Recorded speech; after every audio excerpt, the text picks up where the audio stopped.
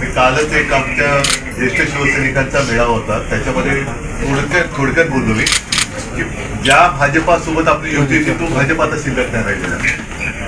आणि तुम्ही जनसंघापासूनचे कार्यकर्ते म्हटल्यानंतर मी लहान असताना मला आठवते बलराज मनुक बाळासाहेबांना भेटायला यायचे, जे जनसंघाचे खरे प्रणेते.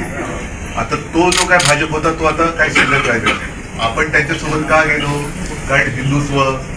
आता शिवसेना म्हटल्यानंतर भूमिपुत्र आले, हिंदुत्व आलं. पण आता यांचं त्या शब्दाशी काही देणं घेणं राहिलं असं वाटत नाही. कारण 1-2 दिवसापूर्वी त्यांनी जे पालघरमध्ये केलं, तर चौधरीला प्रवेश दिला, काशीनाथ चौधरी.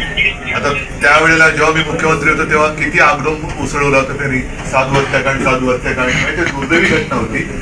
पण त्याच्यातल्या ज्याच्यावरती यांनीच त्याला बदनाम केलं होतं, त्याला पक्षात घ्यायला तयार झालं.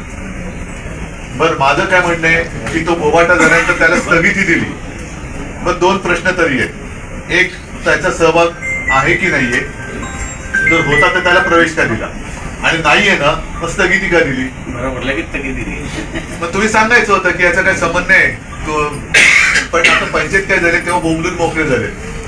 मग एक तर त्याचं आयुष्य उद्ध्वस्त केलं तर त्याची माफी मागायला पाहिजे. हिंदुत्वाची प्रतारणा केली, हिंदूंची माफी मागितली पाहिजे. शिवसेनेला बदनाम केलं, शिवसेनेची माफी मागायला पाहिजे.